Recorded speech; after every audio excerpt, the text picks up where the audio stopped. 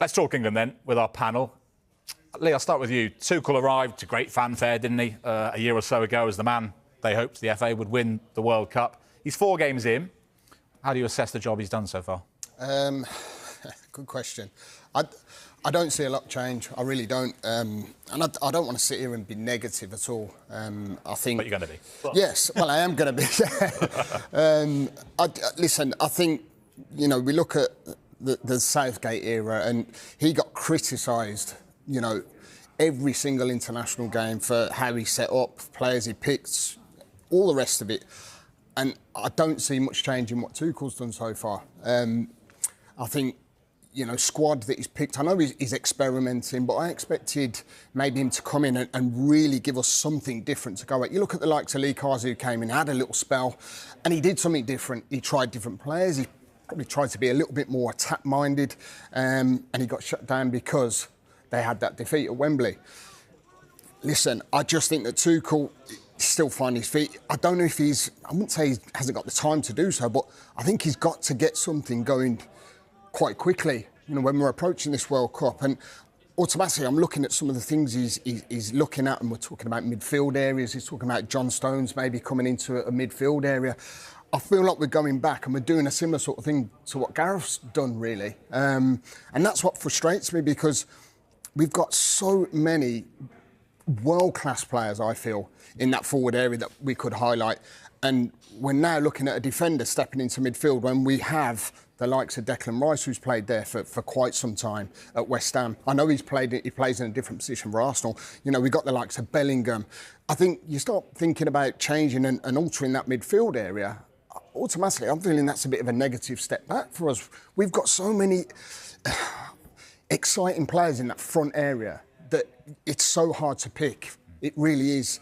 You know, we know that Harry Kane's going to play majority of minutes because he's a leader, he scores the goals, his numbers are off the chart. But he needs that supplying behind. But I just feel that the way things are going, I feel like we're just stepping back into Gareth's shoes. I really do. I really do. And it frustrates me from an England fan point of view, is that if there was a real massive difference in what he's doing, then I could go, you know what, I can see signs in where England are going to go, and I think we might have a chance going into this World Cup. But at the moment, I don't. I feel it's a little bit negative. I mean, I guess, you know, as we compare the two here, Tommy, you know, there's not an awful lot of change here, as Lee points out there. Goals per game pretty much the same. Possession's a bit more, England seeing more of the ball, but then you've got to bear in mind that the teams they've played over the last 4 matches. High turnovers per game more, I suppose, so winning the ball in the opposition's final third a bit more. But I mean, have you seen much difference? Were you expecting more in these early days of Tuchel? Well, I think from a stats point of view, you look at the screen there, it's very similar, but it's very early days for Thomas Tuchel. The problem I find is, you know, Lee's just mentioned there about there's an element of him sort of experimenting a little bit. I don't think he's got the time, Jules. I really don't. You know, we're heading into a World Cup in the summer. I feel like he needs to really nail down what his style is, what his formation's going to be, what his best team is. And I think if you were to hand on heart ask him, he wouldn't know himself. It seems as though he's still sort of experimenting, as Lee said. But like I say, I just don't think he's got the time to do that. He needs to nail down exactly what he wants to do. And listen, maybe the fact that he's done all of his work domestically is hampering him a little bit, because he strikes me as the type of person, Thomas Tuchel, who is hands-on. He wants to be with the players. He wants to sort of coach them how he wants to do that. Of course, when you're an international manager, you don't get the time to do that. You see your players 3, 4, you know, games at best at different stages of the season. And it seems to me like he's finding that bit tough, that transition of going from club to international level. But also, I suppose, talking about this, trying to nail down his best team, you know, with a World Cup in theory less than a year away. But what's he meant to do when Palmer's out, Saka's out, Bellingham's out, Wharton's out, Stones dropped out yesterday, whenever it was? I mean, how can he put out his best team when he's having to add 5 or 6 players to every squad? Yeah, I think it's just the hope, as an England fan, like Hendo mentions, you just want that excitement, and we feel like we made a change in the summer because it almost got a little bit stale. It was the same things. We couldn't quite get over the line and win the tournament when I think we all felt we had enough quality to win those tournaments. But yeah, you mentioned those names. They're world-class players, regardless of what anyone else thinks. Losing them and not having them available is an issue. But again, we can get all worked up. When his form in the qualifiers came up, they're 9 points out of 9. Sometimes we've got to slow down a little bit. It's very, very early days. But when you are losing a friendly the way they did against Senegal, then you start to ask those questions because, again, the level they've had to play so far in those qualifying games hasn't been great. So, yeah, you're expecting him, he said, he was going to come in, free-flowing, attacking football, take the pressure from the players, allow them to play like they play for their clubs. And we just haven't seen that so far. So, for me, it's about how quickly can he get the players that might have to step in now for the short term while the other players are not available to him.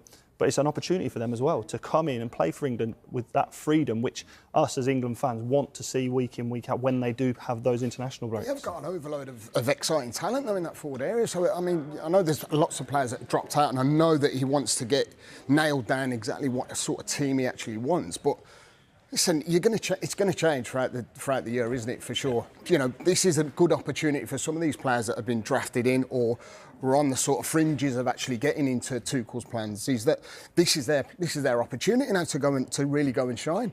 I'll tell you, I'm absolutely gobsmacked that's not involved. Is Grealish? Well, I want to come to that. Yeah. You won't be surprised to hear that I definitely want to talk about Jack Grealish. Yeah, we will come to that. But you two have hogged it. We need to speak to the former Scotland international, Jamie Mackie, and see what he thinks.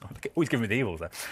It was a good point last night. That's why I think. It was a good point. It was a good point. Yeah. Is that what we're going on to? Well, we'll come to that. It's more interesting than this chat now, I think.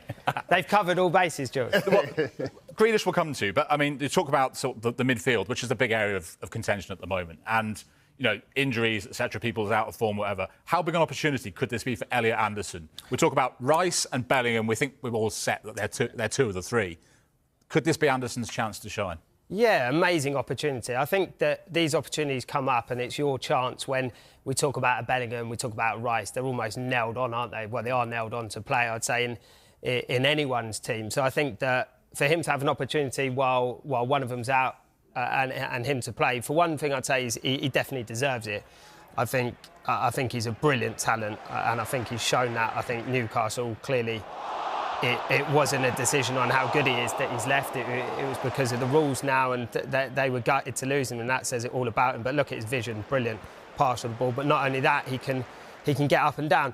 I mean, when we talk about the position that's probably most key for us, though, I feel that he might be a bit better, kind of the other side if they're playing a three of a sitter, and I think that's probably the biggest concern. I mean, look at that pass. The quality that he's got is incredible, and how mobile he is as well, competitive. I think he's a brilliant talent, and I'm glad he's getting his chance. But I don't think that's necessarily the type of player that's the problem. I think it's the one that sits, and I think that's so pivotal for any side, but particularly with the attacking quality that England have got at their disposal now. I think having that kind of linchpin, that centre midfielder, I personally think Declan Rice can do it, and I think that he's good enough to adapt his game. And people say, for Arsenal, perhaps he plays more like an 8 and he likes to score a goal. I just think that he's good enough to be told that instruction that for England you might have to be a little bit more rigid and stay in front of the back four because there's so much attacking quality in front of you. You need that guy to sit. Well, why can't he still do that? That's the thing. That's why I say, you know, you look at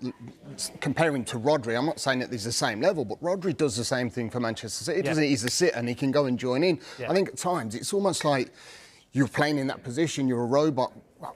I've never thought that. You've got to have your own instincts, haven't you? You've got to have an understanding with your midfield partnerships in there. And that's where I think that Declan can play that role. No doubt can play that role. I just think, again, like we spoke off earlier about Declan Rice's position for Arsenal. He's obviously done some good work as a number 8. And I just think that the difference of playing for your team week in, week out in that number 8 role and playing some of your best football to then go to England and perhaps move position. Yes, we've all been players, we can all play in different positions, but when you do your best work in a certain area of the pitch, I think it'd be silly to take them away from that when they go with England. I really do believe that. I get that. The trouble you've got with that is who plays there.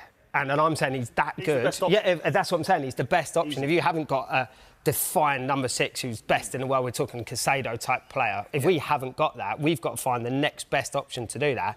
And I'm thinking you have to give a Rice that responsibility to say, I know it's not what you do week in, week out, but you're good enough.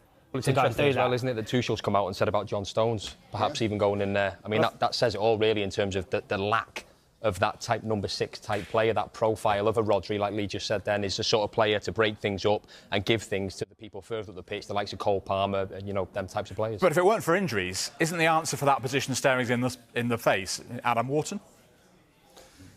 Again, I think with what Rice has done in that position for the last 7 or 8 years, I still think he's the one with the experience of the big games, the tournament football, Champions League football with Arsenal. He is a better option there than anyone because ultimately we probably have better number 8s available to us. So you've got to have him in the team with his experience, his quality from set pieces, which again we didn't even use in the last tournament. You watch him doing it week in, week out for Arsenal. He's the one that has to be in the team, and think the way he finds himself in the team for the benefit of the actual collective is in that sitting. Okay, so if he's the 6 and Bellingham's the 10, then who's the 8 for you? 6, 8, 10. I mean, it's one of them, isn't it? You're throwing balls up your cane. Eze, you could say Cole Palmer, you could say Foden, and this is where it's down to them more attack-minded, influential players to really go and put on a show and say, I want that 10 shirt, because at the moment, I mean, I've always been a big fan of Eze. I think he can change a game very quickly.